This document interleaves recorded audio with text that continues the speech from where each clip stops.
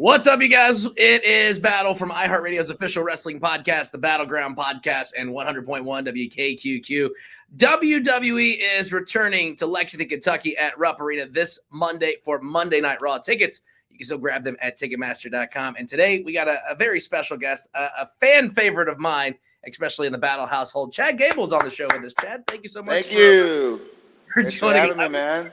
I was waiting for that. I also want to tell you real quick that I might have a bone to pick with you because my 7-year-old who has gotten into wrestling, he is a big WWE fan. I'm sitting there talking to him and he goes, "Shoosh!" Oh, I thought that might be coming. I get that a lot. Don't do that to me. But he loves it, and it's an honor to have you on the show. And you know, there's a lot of great things going around with WWE right now. A lot of great important things. Recently, the announcement of Raw heading to Netflix, which is a big move for the brand. What does that mean for WWE as a whole moving to Netflix? Man, just think of the distribution and the wider audiences and the content possibilities that it's going to add to us. I mean, you see with Netflix, like there's just something new content-wise on there every day.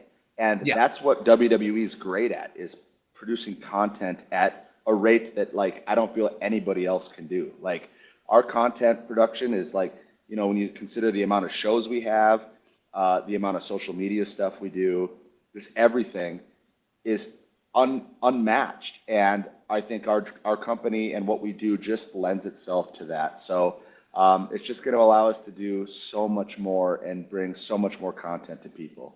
Yeah, absolutely. Because I remember when I saw that, I was like, this is going to be interesting because there, like you said, there's so many possibilities now that you're on Netflix. There's more things that you could do, more opportunities that you can't, you know, do per se on cable television. Netflix gives you a wider broad, and you know that's going to be some fun stuff to definitely be watching in the new year. You know, in the ever changing landscape of WWE, we've seen various partnerships and rivalries. Is there a particular storyline or maybe feud that you envision for yourself that you believe would resonate with the WWE universe and, of course, elevate your career to new heights? So for those that didn't see, I went through a period through the late summer and early fall with Gunther for the Intercontinental Championship, and he's on this insane run right now, like record-setting run with the title that I don't think I ever got closure with. You know, like I feel like there was still some loose ends left there. That could still be tied up. So first and foremost, if I had it my way, I'd like to finish that up. I'd like to finish that story. I'd like to win that championship and really solidify my guy or myself as a singles guy. Finally, you know, I've kind of always had this stigma attached to me that I'm a tag team wrestler, and I think winning my first singles championship is my chance to break free from that for good. You know, so that would be my goal. Yeah, and that would definitely be a really cool thing to especially see Chad Gable with that Intercontinental title. And, you know, I was going to probably not bring this up, but you mentioned story and finishing your story. A lot of people talking about, you know, Cody finishing his story. And, of course, with The Rock back into the fold, you know, do you think, because you see a lot of the roster as you scroll through social media, a lot of people kind of joining Team Cody and per se. How do you think that this is playing out for this situation for him? Like, would you give him advice on how he could potentially finish his story?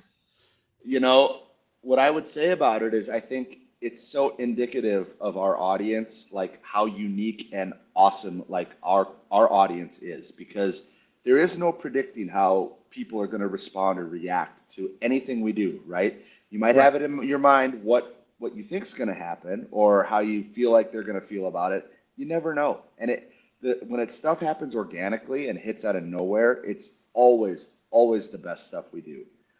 So the fact that this stuff is kind of taking on a life of its own, you're forming different teams and you're forming different factions for who they're supporting and what they're supporting, and kind of like the ideas or ideation behind why they do this stuff.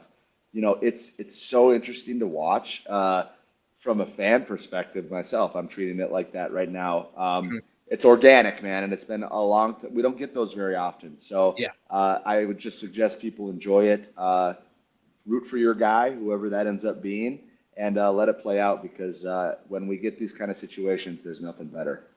Absolutely. And it's fun, like you said. I mean, being a fan watching this, because, previously, you could kind of predict how things were going to play out in WWE. But Sure. now that you watch it, you don't know what's going on. There's multiple people going after Seth's title. There's multiple people trying to go after Roman's title.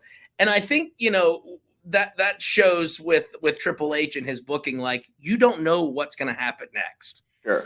And I think, when you say sometimes it's predictable, right? Going into WrestleMania season, and I don't think that's always a bad thing. Like sometimes it should be because you want to see Cody finally finish his story. You want to see it pay off, right? So in a sense, it should be predictable, but also when you get a wrench thrown in it like this, it creates the art of what we do because you have to pivot and you have to navigate around something that you maybe had planned in your head. And that's when things get interesting because maybe whatever was predictable goes out the window at that point. And now we're flying by the seat of our pants week to week. And man, think back to like Attitude Era stuff sometimes. I mean, that stuff was organic in the way that it grew. And we got some of the best television we've ever had. And so I think we're in a period right now where we're going to catch glimpses of that again. We're right in it, man. So it's a great time to be not only a performer, but a fan as well. Absolutely. Like, I mean, like I said, I've got a 7-year-old who's got wrestling figures and championship belts, and he can tell you every day what kind of wrestling show is on. And we got him at home, to make sure we're watching Raw and SmackDown. Yeah. Oh, I love it.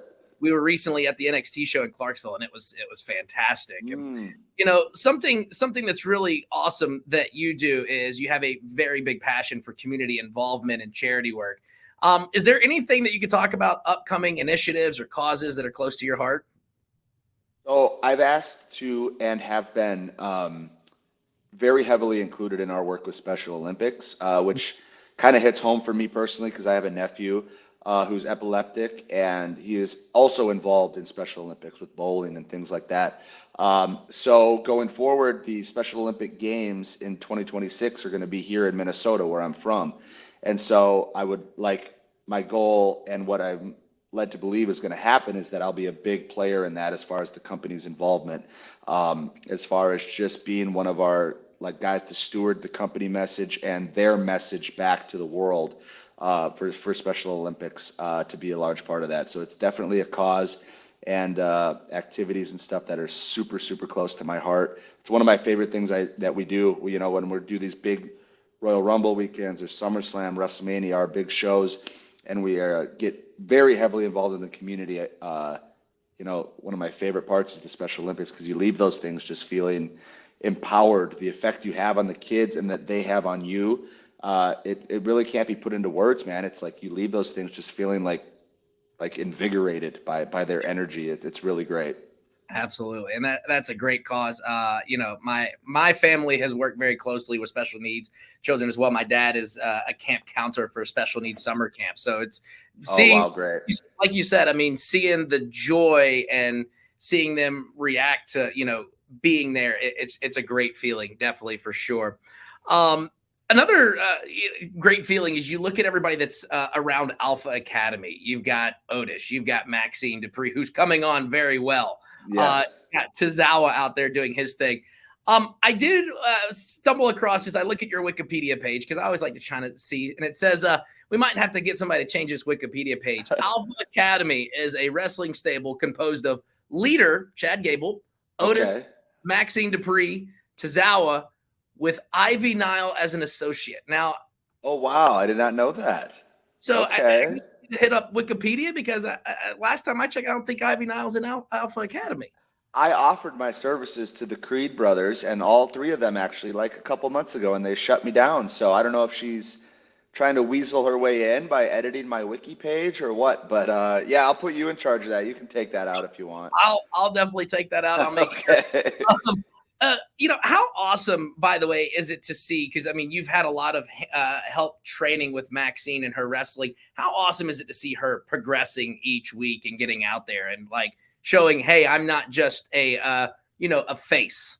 Sure, it's so unique, dude, because not only are we watching it play out, like what you're watching play out on TV is actually what's happening. Because before we get to Raw, or before the show starts, she's in the ring with me. We're actually wrestling and training because when she got called up for this job to be on the main roster, she was not finished with training. She had hardly begun, so she didn't know what she was doing. I mean, she still doesn't. She's learning on the job, and there's very few times in the history of WWE or this company that like we've watched people do that. You know, at least as far as like having actual matches and stuff. Her first match was in front of like 8,000 people. That's insane.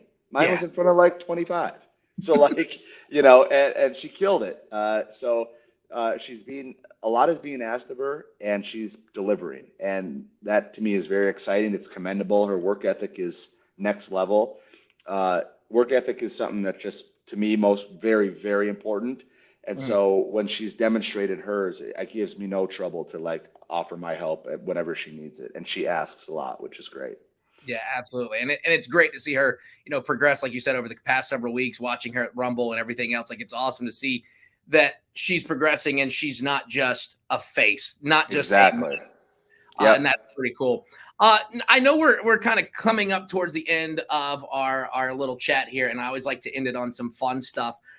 Clearly, you're in the middle of a workout now. If I was to scroll through your workout playlist real quick, what would be the one song on there that would surprise people and be like, I didn't expect him to be listening to this? Ooh. Man, there's times where Otis and I, because Otis works out here with me every day, we put on you might hear Alanis Morissette coming out of here some days. It just depends on the mood. Yeah. Yeah, Jagged Little Pill has some awesome workout bangers on there if you're willing to like get in the mood. So we listen to some weird, you know, maybe angry female music once in a while that gets us going. We like that stuff. But we do everything, man. We have rap days, we have rock and roll days. It just depends, man. Do you ever have like wrestling theme days where you just play like old school wrestling theme songs? We've done that, and you'd be surprised. Well, you probably wouldn't be surprised about like just some rock when we put on some rock like playlists from our youth, like how many wrestling themes or pay-per-view theme songs just come up throughout that because that's what they were using back then so Right. often, you know, and it just like immediately brings you back to those times in the early 2000s or something when we were like, I don't know, Vengeance pay-per-view or something like that. It's like, oh, I remember this. Always Limp Bizkit and Creed for pretty Yeah, much it's all Limp pay-per-view. Bizkit's always on there. Yeah, My Sacrifice by Creed. Yeah. Yeah. That's awesome stuff. And one last question, and we've kind of started having fun with this because a lot of people are using Chat GPT and turning to robots. So I asked our Chat GPT intern to ask you a question. Okay.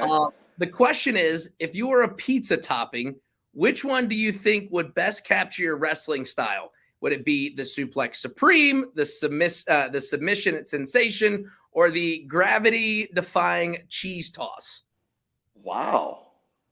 Wow, great branding. Let's go with Suplex Supreme, only because I think I am not, I don't think, I know I'm capable of every single kind of suplex. I've shown that on TV. So I'm not just limited to my German that most people see. So I'm not just a plain pepperoni or sausage. The Supreme comes with everything, and suplexes are my jam. And there it is. The Supreme is Chad Gable on the show today. Real quick, before we let you go, is there anything else you want to say, everybody that's watching, listening to this right now? No, man, just we're in a peak of audience participation and embracement right now. So keep it up. We love it. We love the organic nature of everything right now and the way you guys take it. And just keep giving us that energy, and we'll keep giving it back. Awesome. Well, Chad, it's an honor to have you on the show, man. And again, WWE Monday Night Raw returns to Lexington, Kentucky at Rupp Arena. You can still grab your tickets, Ticketmaster.com. Sir, it is an honor and a pleasure to have you on the show today. Thank you. Appreciate it, man.